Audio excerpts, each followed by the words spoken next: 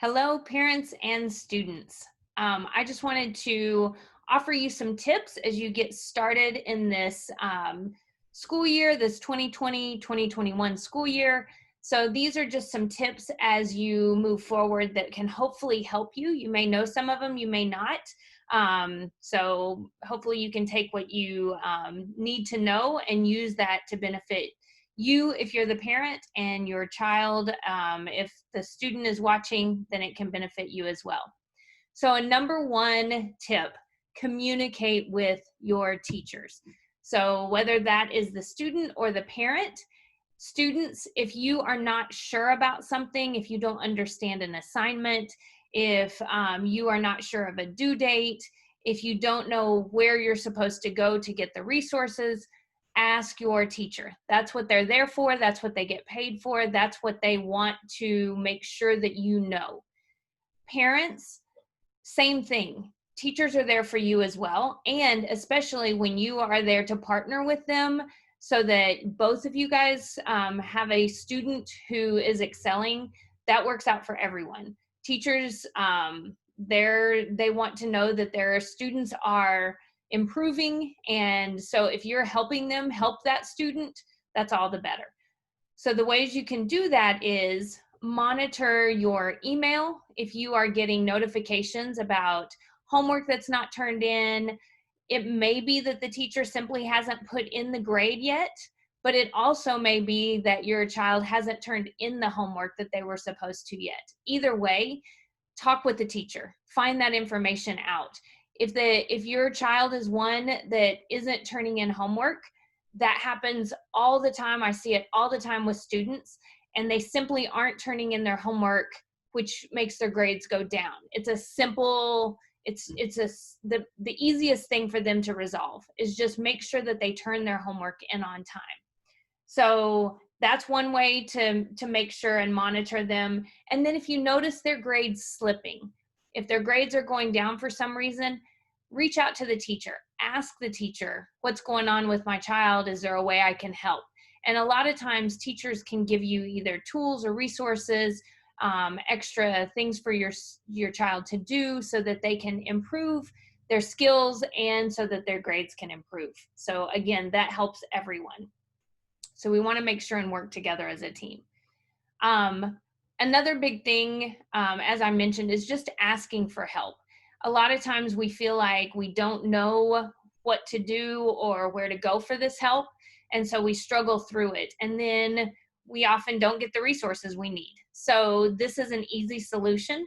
Just ask for help. But you think, okay, but where am I supposed to go for this help? If going to the teachers, if you either haven't done that, or want to figure out some other resources before you go to them, here's some resources you can use. So some tools you should know about. One is PowerSchool. So I'm just going to go to this link. So if we go into PowerSchool, this is through the Dallas ISD, and this is their website. I'm going to drop all of these links into below this video so that you can see it. But this gives you a lot of good information. This parent portal is where you sign up so that you can get your child's grades, see their attendance, all of this stuff. And that way, if you think that they're missing, that they've been recorded as being absent, but you know that they were at the doctor or something, you can monitor that on this parent portal. You see that there are other resources here about family and community engagement, or if you're new to Dallas ISD, there's all kinds of other resources on this page. The main one I'm wanting to address here is called Parent Portal. It is called PowerSchool as well, so they kind of interchange, PowerSchool and Parent Portal. Another thing you should know about, just because of all of the virtual stuff that everybody's doing right now, your kids are online, your students are online, so they're probably using Zoom and Google Meet at different times. So an easy way to do that, I'm not gonna take you over to that, but just if you Google Zoom and any question you have, a lot of times that will pop up. Google Meet will probably be the same way.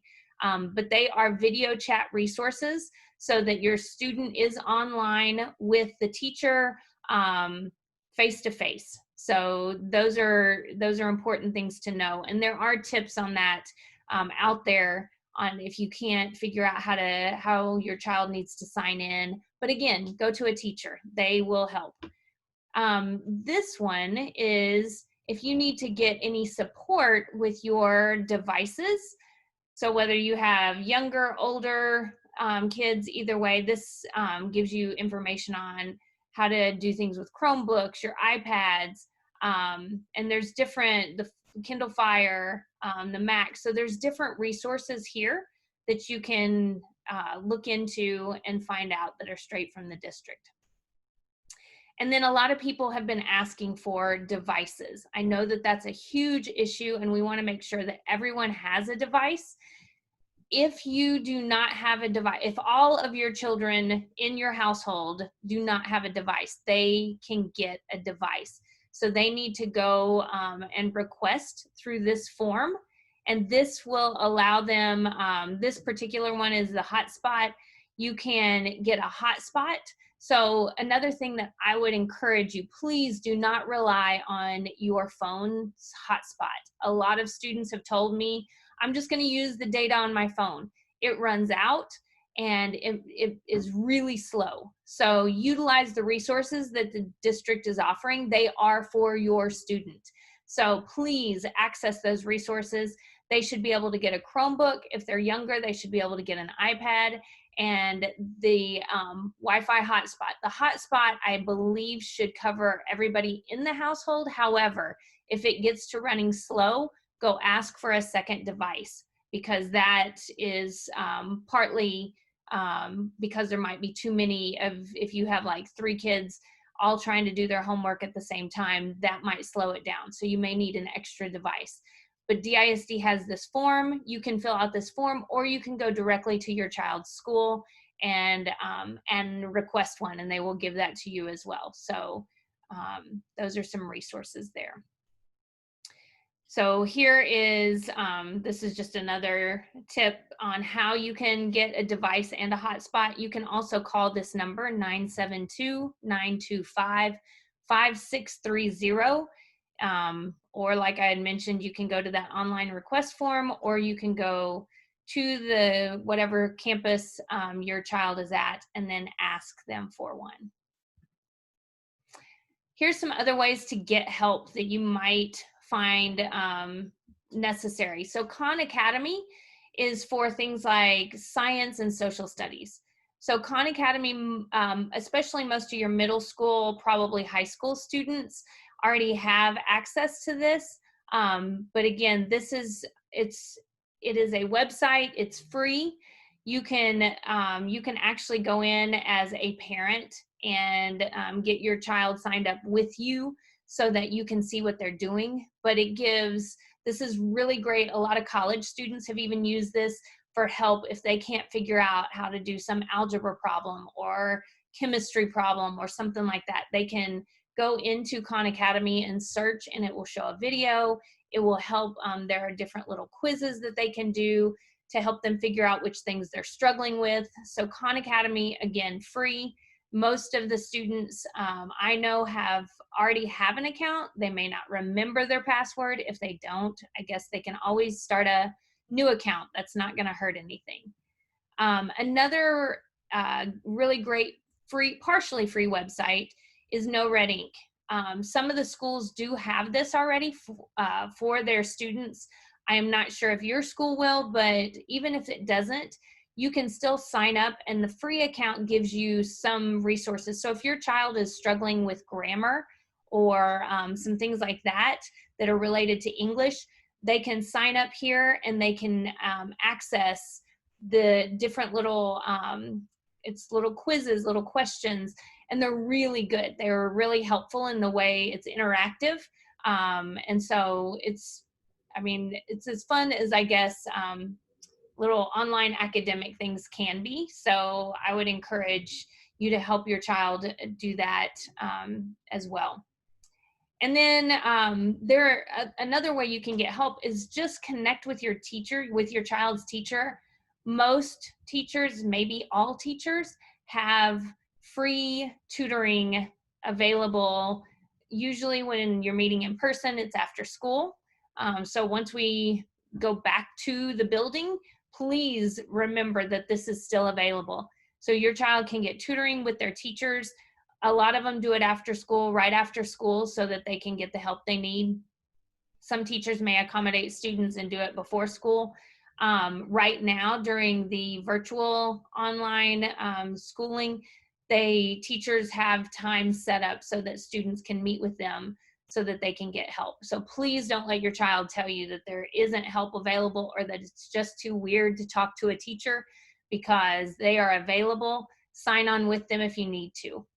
And then this is a really cool resource that I think would be really helpful. And again, I'll put this in the link at the bottom, but this is just a resource that somebody has created that gives you all kinds of tips, whether it's on Chrome, a Chromebook, Drive, Slides, Google Sheets, Google Docs, Google Drawing, Google Classroom, Google Jamboard, Google Meet, Google Sites, and Google Keep.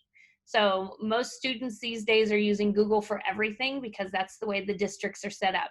So this will give you all kinds of information, and you can just scroll through here and find any kind of tips on whatever you need. So I thought that would be a really good source to go to. All right, so here's the scary part: managing time especially during a pandemic, but again, even when we are not in a pandemic and we were at school, there are things that we can do to help our students. And students, if you are watching, this can help you. So I'm going to take you through a little example just so that you can kind of see how you can do things with your calendar so that you can manage that a little bit better. So I've set up a calendar here, and these are some of the things that I've just added to it just for the sake of adding. Each student has more than 4 classes, but we're just going to say that these are the class schedules. So let's say that AP Math is first, then AP History, ELAR. We're going to also put lunch in here, and then say we have PE. So all of these are classes that students will have.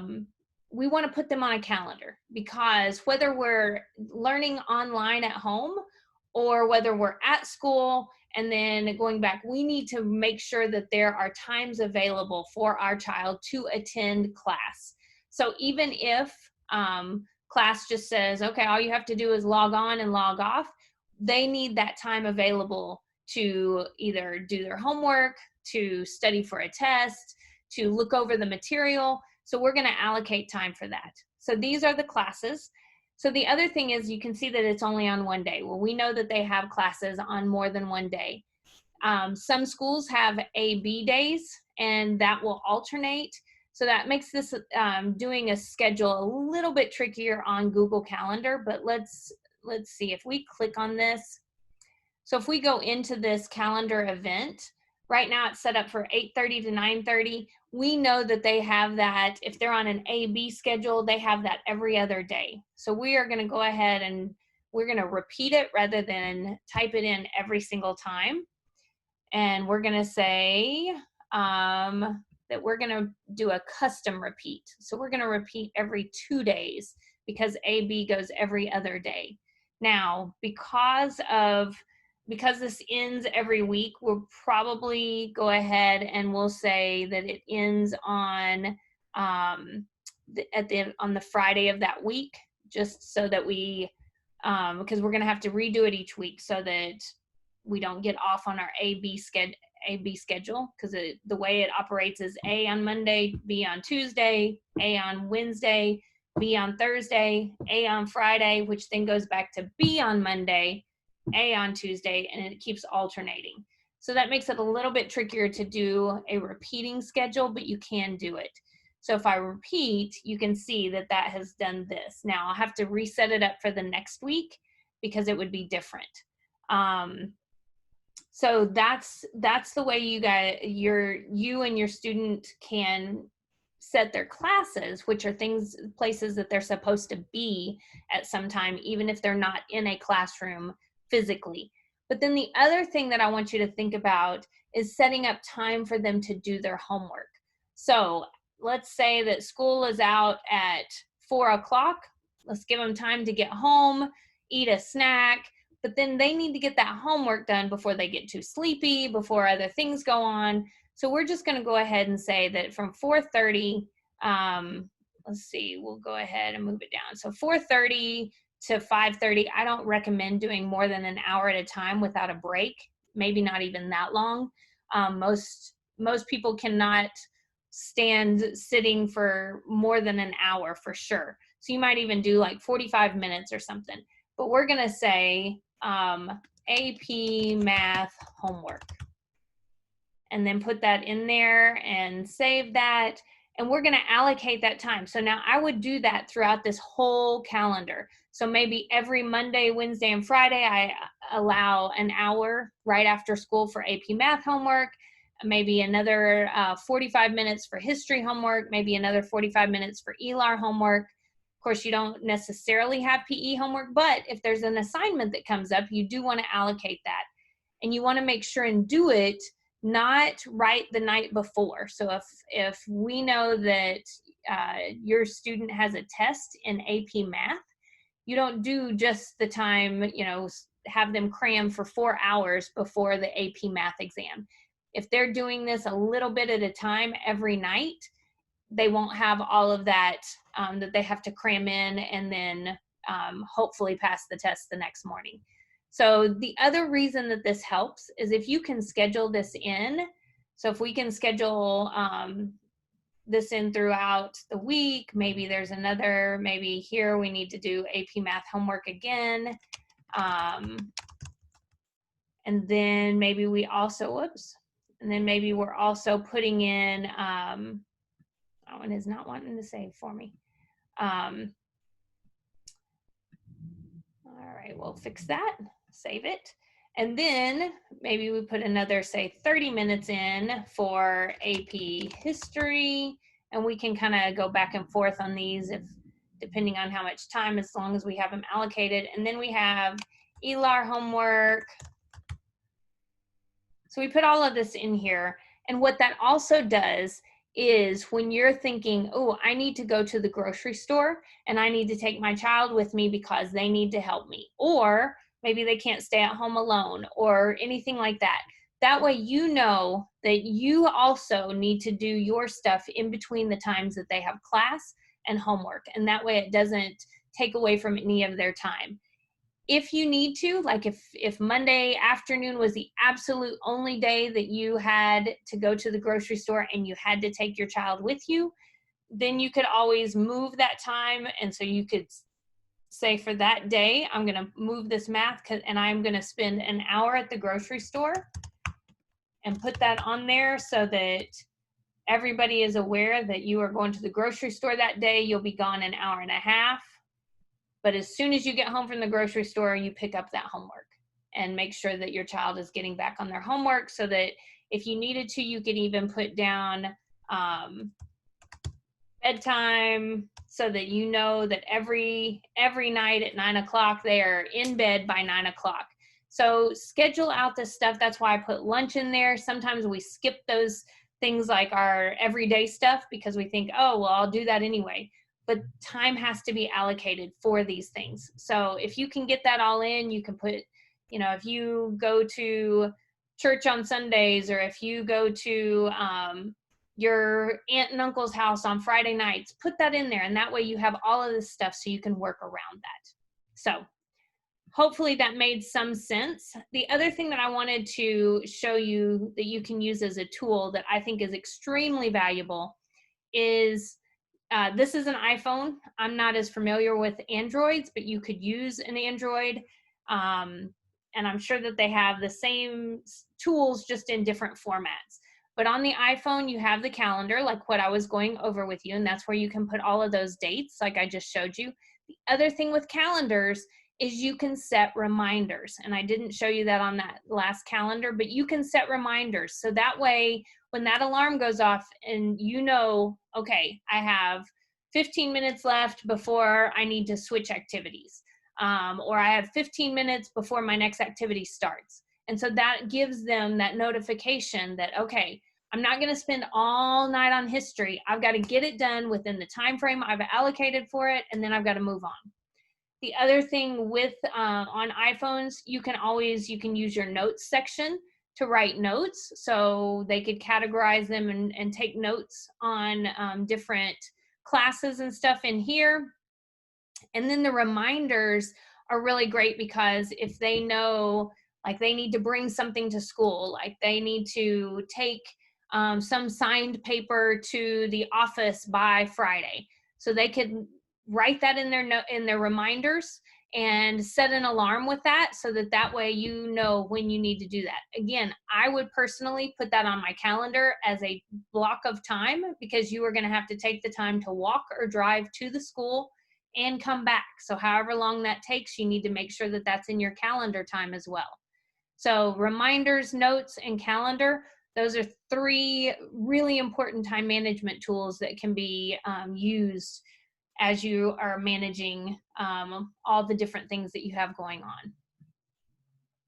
So hopefully that was helpful, maybe just a little. If you think, you know what, that was helpful, but I could really use some extra information about any of these, about the websites, about the tips for the iPhone tools, about the calendar, drop me a note in the messages below this video, and maybe I can make another video to help break some of those down and help you out. But hopefully, and also if you have some tips, I would love to hear from some other parents or students if they have some tips that you want to share with the rest of us, because all of us are still learning and trying to figure all of this out. So I know that you can do this year. This year's off. This is the first day to start this whole year. And so I know we've got this. We're going to make it work. And just don't forget, your learning is super important, even during a pandemic. And while everything is more challenging, you still got a goal of college or of post high school to work toward. And right now, there are a lot of people struggling. So now is your time to really figure it out, help somebody else around you figure it out, and then everybody work together. So I hope you found this helpful, and I just let me know if there's anything I can do in the chat below. Thanks a lot.